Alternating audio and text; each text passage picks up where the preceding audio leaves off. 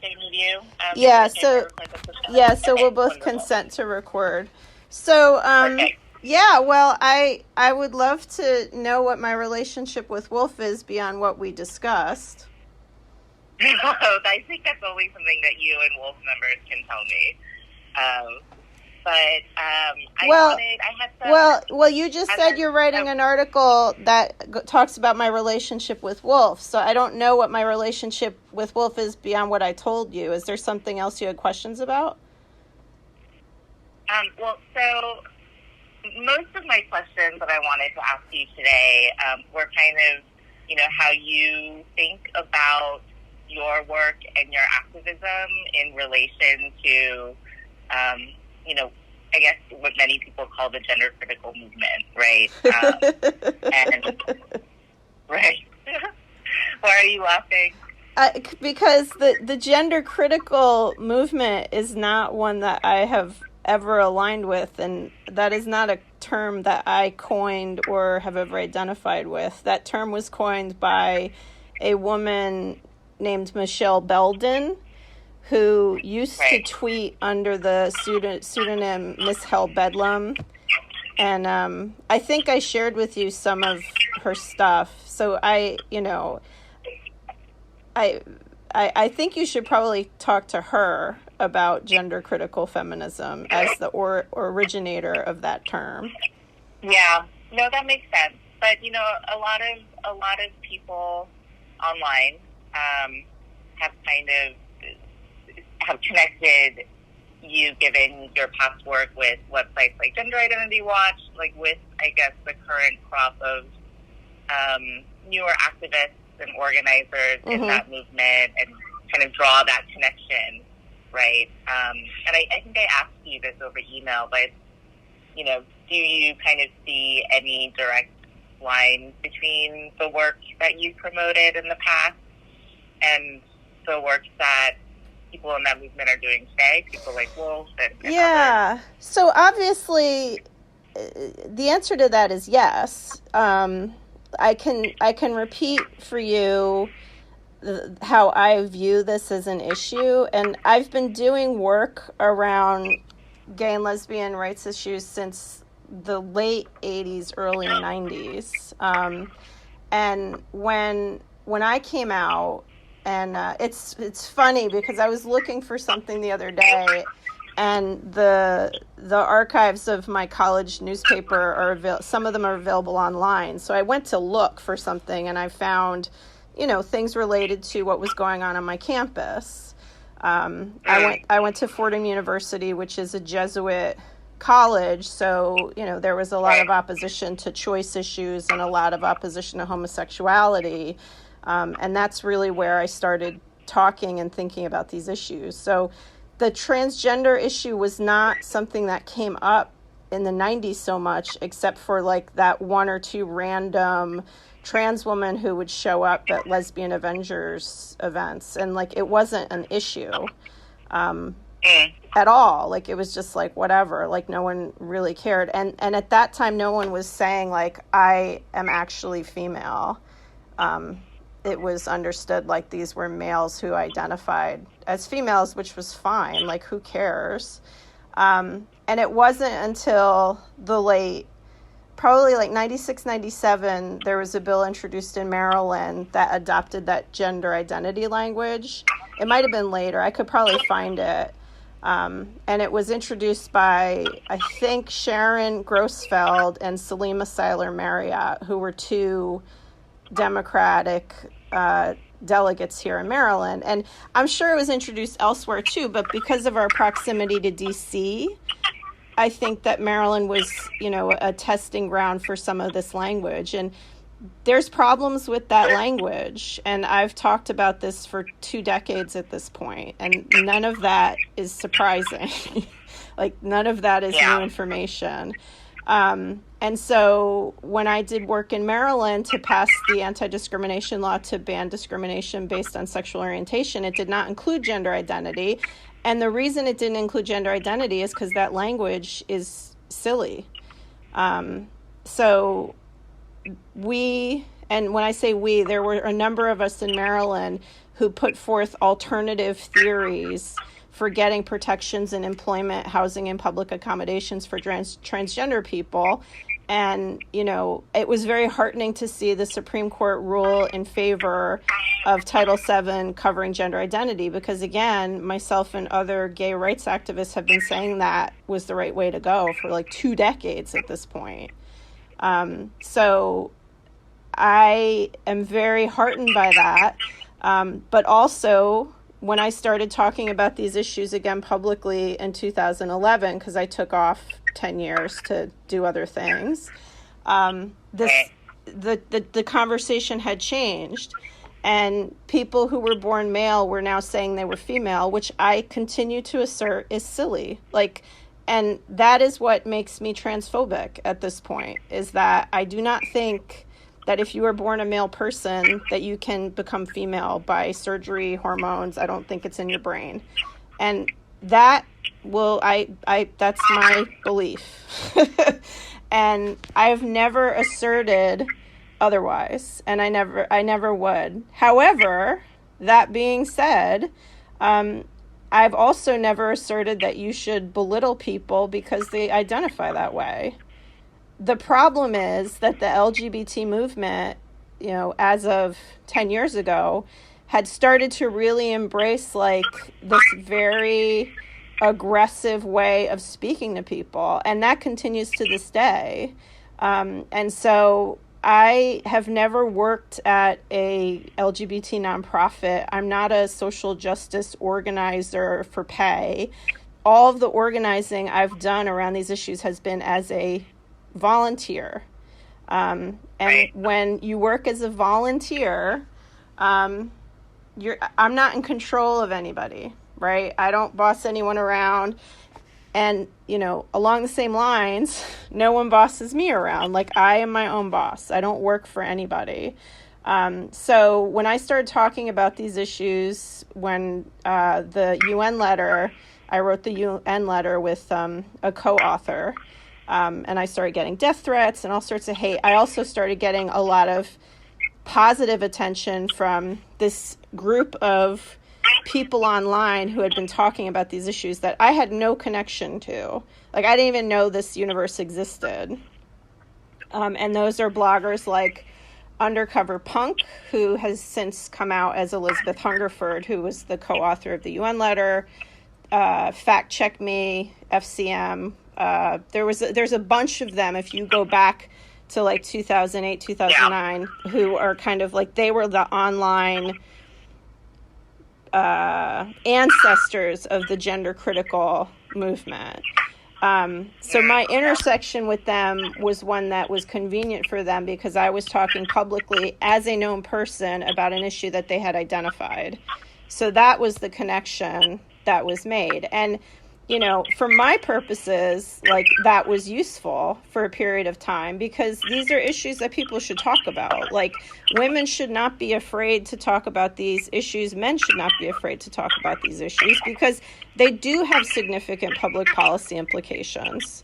And we can pretend that that's bigoted to say that, but that's pretending, in my opinion. Like, there are consequences that occur when you make public policy decisions to house people in homeless shelters or prisons based on gender identity instead of sex. Like, you can deal with that or not. It's actually, you know, nothing to do with me, but I'm happy to say those things.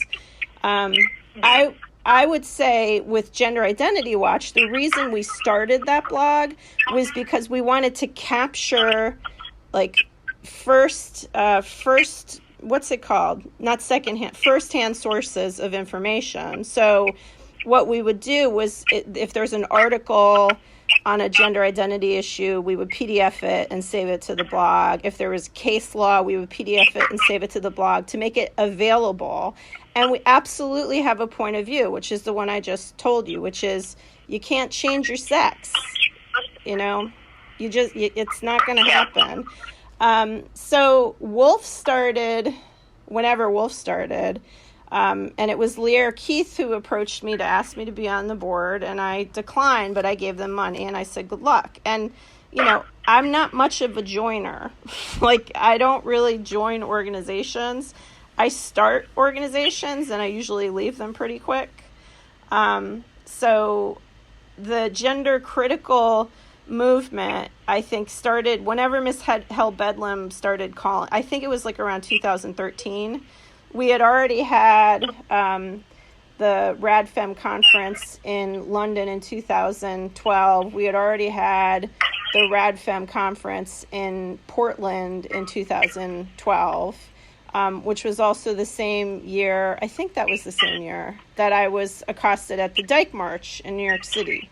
So those things happening predated this like term gender critical. So the gender critical stuff started coming up because Miss Hell Bedlam, I think, was put off by the way some women were talking about these issues. And in my opinion, she was homophobic in the way that she talked. Like, she didn't want to talk to the mean lesbians. Like, she wanted to have a conversation that talked about heterosexual concerns about transgender issues. So, you know, I'm not straight, I'm gay. So there are points of friction that I've had over the years with those people.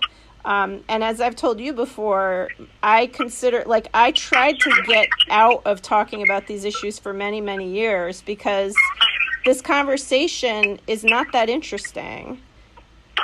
And it's not that hard. If people put aside like their emotional reactions, it's really not a difficult conversation. You should respect people like living their life and not bother people. Like, if people are living their life, they're not bothering you, that is their life. But the minute that you have an intersection of someone trying to assert their life and it imposes or infringes on another person's rights, that's where you have the friction that needs the attention. And that only comes up in cases of, like I've mentioned, and I've talked about this ad nauseum, like, you know, what do you do about homeless shelters? What do you do about domestic violence shelters? What do you do about rape crisis centers? What do you do about prisons?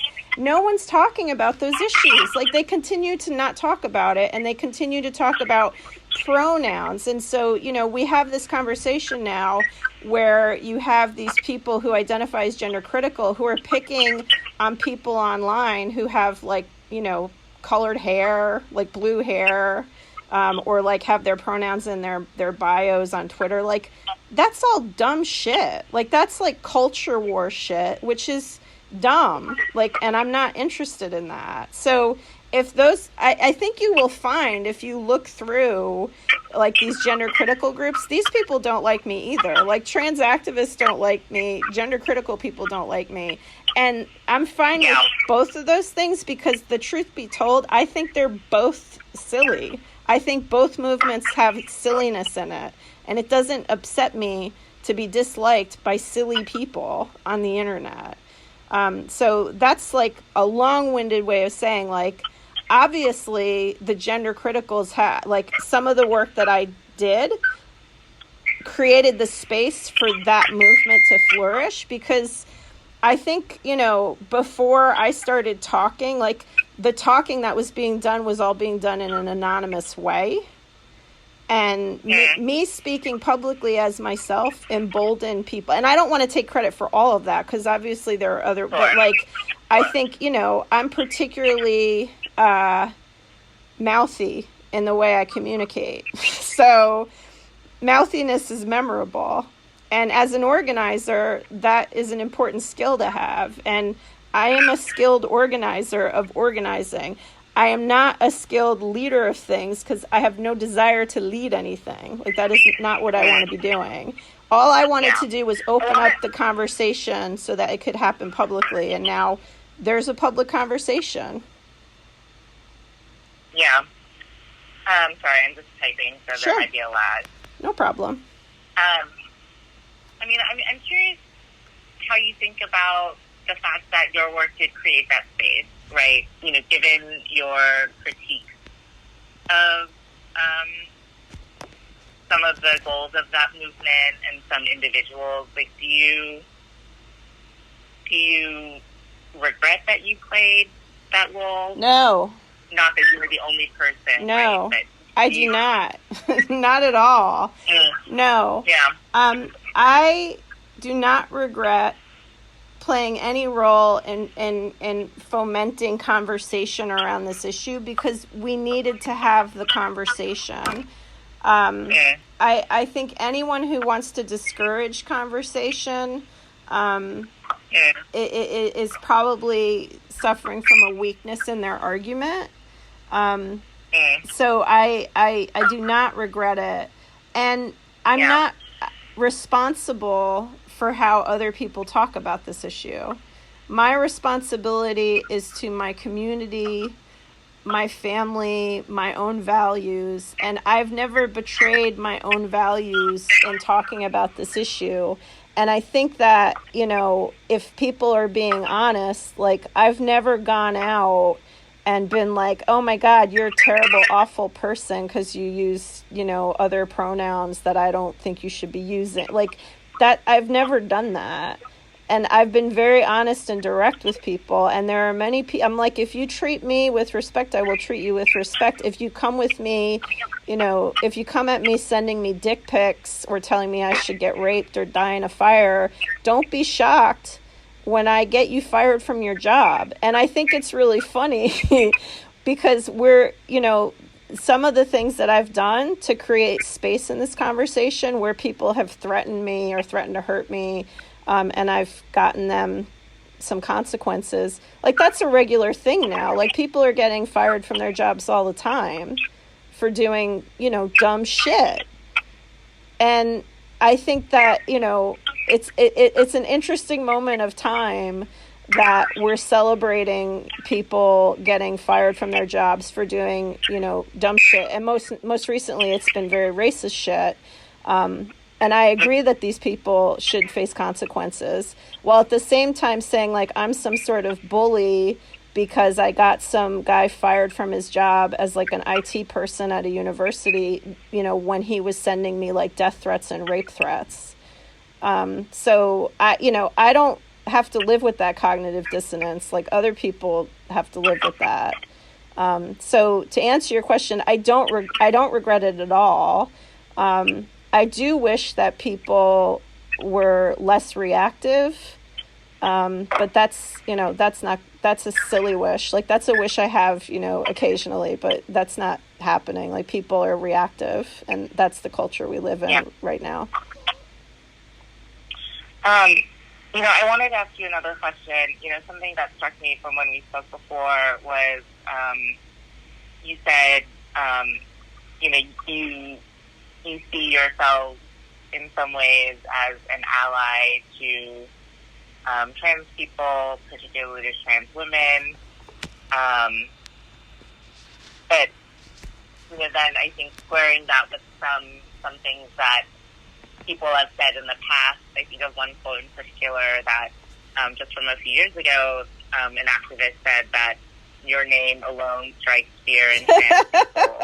Okay, I probably remember that quote. I do, although that was tied directly to your website, Gender Identity. Yeah. I'm wondering, you know, a lot of people, I think in particular trans activists, would say that your work played no small role in kind of creating this climate of targeting and dehumanizing trans people. Mm-hmm. I'm sure you've heard that before. Yeah. Before. Yeah. And I'm wondering, you know, how do you respond to that? How do you think of that? Yeah. I don't think I've ever said I was an ally of trans people. And so let me clear that up. Like, the whole allyship conversation and that language, you know, I don't really use that language, and maybe that's a function of the generation that I came up in, and the way that I've worked. Like if you treat people with respect, you should expect to be treated with respect. And my organizing has been around issues that I have value in, and I don't view, like, all women who might be talking about this issue as women I agree with. Like, there's women I agree with, there's women I disagree with, there's men I agree with, there's men I disagree with. So I don't, I'm not, ally is not a term that I use. And the people who created this environment that we're in are people who wanted to suppress this conversation. And I'm not going to take that, they can lay that at my feet. And if it makes them feel better to think like I made things, painful for them, I don't have any interest in controlling their feelings about that, but that's dishonest. And the reality is that the LGBT movement and the way it decided to talk about these issues, they made dissent into a hate crime, which I think as a person who values free speech and who values free conversation, is a shortcut to liberation. And is basically like, like putting people on second base without having to do the work of hitting the ball. And I'm not in favor of that. So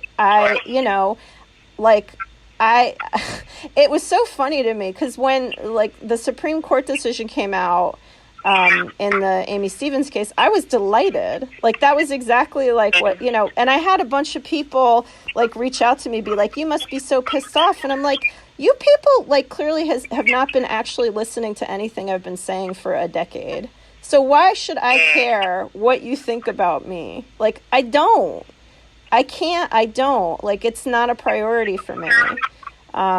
So yeah, I don't have any feelings about that. Like if someone had a negative interaction with me, they probably earned it. Like they probably came at me with some like very nasty stuff.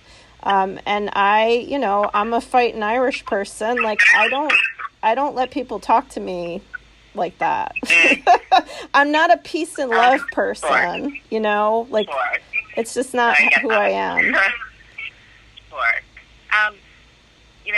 When you said just now that the people who created this environment we're in are people who wanted to suppress this conversation, I think I know what you mean, but can you kind of talk a little bit more about what exactly, who exactly you're referring to? It's LGBT movement like leaders and publications. So LGBT movement organizations, leaders, publications that set the tone of like how you talk about these issues. This was not a bottom-up conversation. This was a top-down conversation. So the task force, which meaning like issues of trans people, trans rights. Yes, absolutely.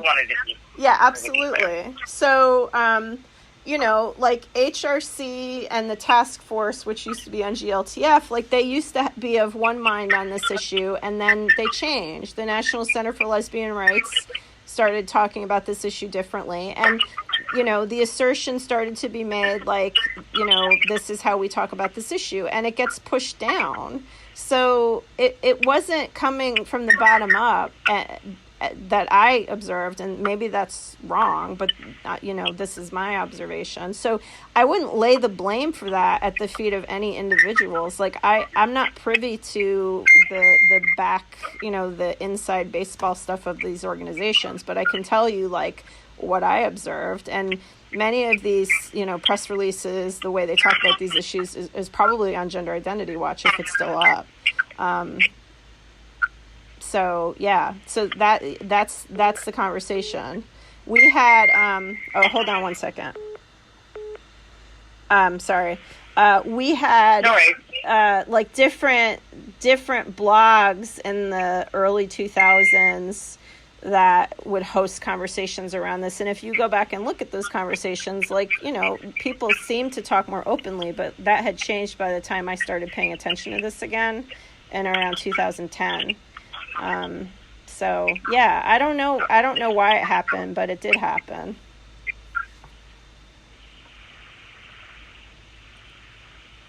Yeah. So I just want to kind of like stay on this for a little bit. When trans activists, and I think in particular trans women, say things like they were terrified, of your website They were terrified of feeling targeted by you. Is that anything that you kind of like think about and wish that you had done something differently, or is it, I guess, like you said, you know, you don't take responsibility for how other people feel?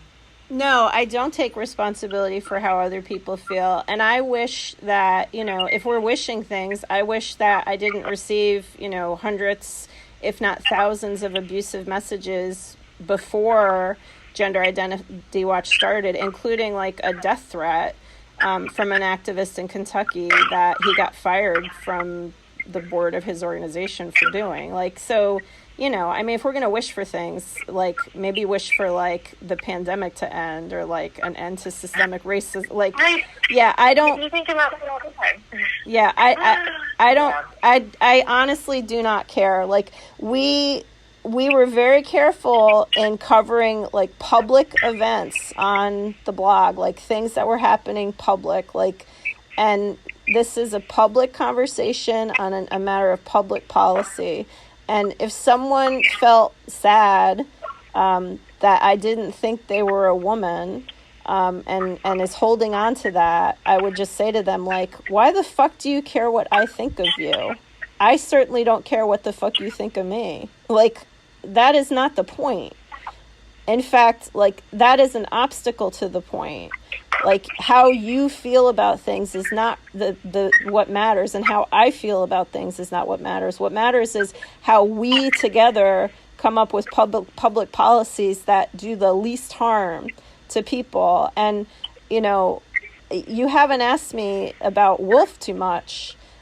Wolf is in the same boat as the trans activists, because they are also not thinking about how the work they do is not maximizing like peace and harmony on the planet. Like, so for example, that's me being a little bit, you know, but like, you know, there was no reason for them to oppose Amy Stevens's lawsuit. None. Like, it was an easy like win for them to just be like, yes, we don't think people should be fired for being transgender. Like, why they would not say that was astonishing to me. You know, even at like a basic humanity level, like, people should not be fired because they're transgender or gay. Like, hello, like, why can't you say that? But both the transgender rights movement and the gender critical movement, they are very embedded in the logic of their positions, and they refuse to see, one, that they might be wrong, and two, the value in compromise. Yeah. I mean, relatedly, I started watching the link to the YouTube video that you just sent me, and then I went and read the Medium article by Amy. And I'm sorry, I didn't have time to watch very much of your video, but just as an aside, I'm just curious. Yeah, what did you think of that article? So I sent you that because I thought that someone told me that Amy's been tweeting she's been talking to reporters, so I thought that might have been you. No, I haven't gotten it. Yeah. So, you know, I haven't gotten it. Yeah. So you don't have to watch it. Like, that is so inside baseball to me. That conversation. And Amy Dice is not someone that I know. And, like, you know, I don't really think much about it, except that we have a pandemic going on, and it's entertaining. Like, I don't have any thoughts about what she says. Beyond what I mean, on a similar note, sure. Yeah. On a similar note, I'm just curious to hear your thoughts about the whole kind of online, I don't even know what to call it, kerfuffle with J.K. Rowling and her comments. Have you been kind of following that? Yeah, and again, it's like, look, she's entitled to her opinion, and she's not obligated to have the opinion you want her to have. So at the same time, like, people are entitled to disagree with her opinion. Like, that's fine. I don't have I don't care about that. Like, I don't have a vested interest in the outcome. Like, and I think that people, like, again, like trans activists and gender criticals, like they are so like they use like this like war mentality, like it's like this battle and we won this battle because we got J.K. Rowling on our side. And I'm like, what are the sides? Like, what are the sides here? Like, no one's been able to tell me like what side I'm on, because I think transgender people can't actually change sex, and I also think they shouldn't be fired. Like, what side am I on? And like, that's the thing, is like, if you don't have rigid adherence to like everything that they identify as you're supposed to have rigid adherence to, you're bad. And that's ridiculous. And I think J.K. Rowling, honestly, is probably very silly to be talking about these issues, but it's her life. She can talk about it if it's important to her. Good for her. I haven't followed it much except to know, like, I know she's like tweeted about it and she said things about it that people are saying she's transphobic, but I don't, I think if you're going to continue to insist that women are transphobic because that we know that we're female and we understand that, that's kind of like you're born female, then I guess, half the planet is transphobic. Like, it's really not terribly useful. But that's what they're doing. So that's what they'll do. And I will say, I've never read a single Harry Potter book, but I have seen all the movies, and I'm a fan of the Harry Potter world at Universal Studios. Because I've been misidentified as Harry Potter. I've been specifically called. Oh, really? Yeah, because I used to look more like Harry Potter, so I've been misgendered as Harry Potter in the past. Oh, just by like random kids, mostly kids. Like when, like, oh, really? Yeah, like around 2000, like in 2000, 2000, like 2000 to 2005. Like I would be out. And like little kids would be like, oh my God. And I had one mom in a restaurant come over to me and be like, my son thinks you're Harry Potter. And I said, well, tell him I am Harry Potter. That's so funny. Yeah. So, but yeah, I don't, and like I've said before, like British feminism is I don't know, it's a whole other ball game. And I don't understand why they would even bother to talk about issues in the United States, and I would extend them the same courtesy. I don't know enough about British politics to have an opinion on it. Well, it seems like there's like pretty strong connections and relationships between activists in the U.S. and the U.K., which is interesting. Yeah, I don't know. I mean, like, I went to the RadFem conference in 2012 as an attendee, and then I went in 2013 as a speaker. And I had some conversations with the organizers of the 2013 event, who I don't even think organize around these issues anymore. So I have no idea. Like, I wouldn't know anything about that. Like, I wouldn't know anything about the back channels. I know who some of the people involved are, but I don't know who does what. Yeah. Well, Kathy, I don't want to take up too much of your time today, but just wanted to thank you so much for making time on kind of short notice. Sure. I really appreciate that. Any last thoughts about kind of like Wolf and the movement they're trying to push forward? So I have to say, I think if I'm the focus of your article, that's disappointing, because I'm not a relevant person. Like, I'm not relevant in this conversation. But it's your article and it's your life, and I'm sure you'll get lots of clicks because, like, as you pointed out, like, claiming that you've been abused by Kathy Brennan is like a part-time sport for many of these people. So you'll definitely get page clicks for that. I don't. Well, I can explain to you my thinking is,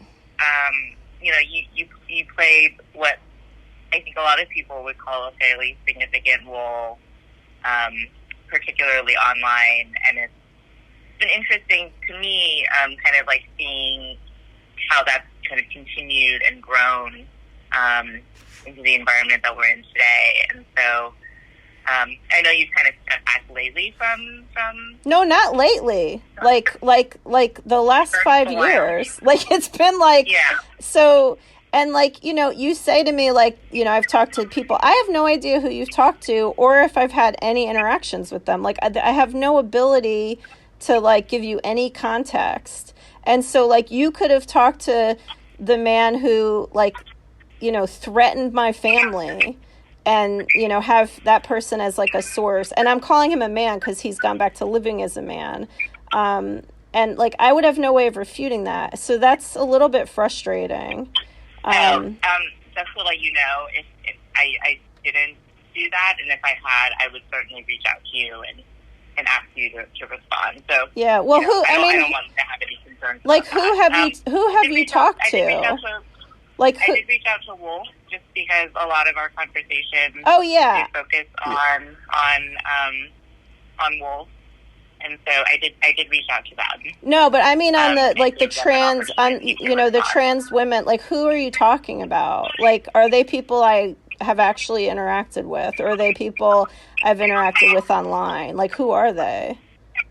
I mostly just relied on kind of like source documents from the time. So, okay, so if that makes sense. I guess, so, like, people's tweets? No, news articles that were written, things like that. Oh, okay. Yeah. So, and, like... Certainly if I had talked to anybody who said things about you, I would, reach out to you for comment on that. Yeah, so... Like, some of the news articles at the time, like, I think it was Tina Vasquez, she wrote some article, I think it was for Bitch, which... was like garbage. There was a lot of garbage in that. And then, Elizabeth Nolan Brown, I think is her name, wrote something for Bustle. And then there was like, there was a lot of nonsense in that. And, I guess it's interesting. Like, I don't know why people think this is interesting, but, whatever. But I will say about Wolf, I had hopes that when Wolf started that they would be an actual force for good. And if I regret anything, I regret ever giving them a single dime, because they have proven to be a gross disappointment and a movement for divisiveness in and when I say my community, I mean like the gay community. And that pisses me off, which is why when they organized against the Title VII litigation at the Supreme Court last fall, I was there with my bullhorn, because I think they're wrong. And I think they have an agenda that is not one that advances the cause of women's liberation. It advances the cause of the status quo. And if you're applauding any movements by the Trump administration, there's something wrong with you. Like, when Trump was elected, to me, that was a signal to stop talking about these issues and to, like, go underground and regroup. Like, to stop talking, because it's again, like, the thumb is on the scale. You want to talk about, I said earlier, like, that LGBT organizations have, put people on second and convinced them they hit a double. Like, Wolf is on third and they're convinced they hit a triple. Like, they think that their quote unquote victories stem from their great organizing, instead of the fact that they have, like, systems of power working accidentally in their favor.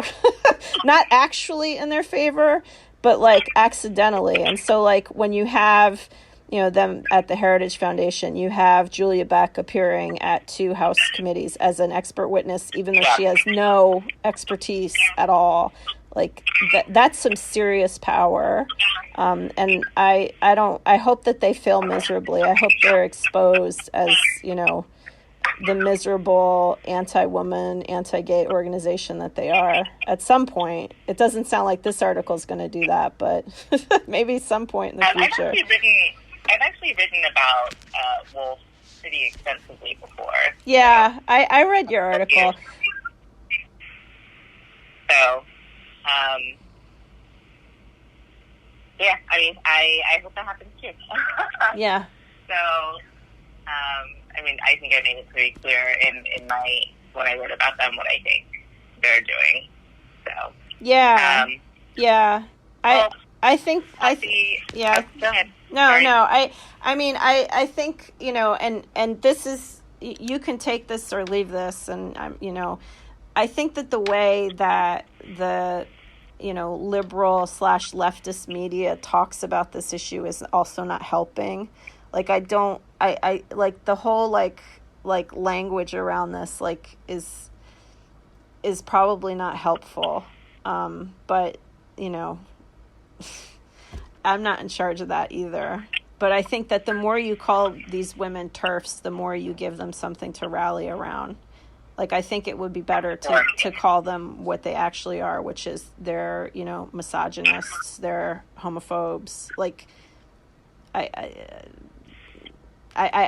think you're radicalizing people with that language. And I know that wasn't the intent, but that is what is happening. Yeah. No, I do see the logic of that, right? Yeah. I can go on and on about that, but I want to respect your time. So, well, Kathy, thank you again for your time. I will be sure to send you a link when it's up, and would love to hear what you think. So let's stay in touch. Yeah, thanks, Esther. Take care. Okay, you too. Bye, Kathy. Bye.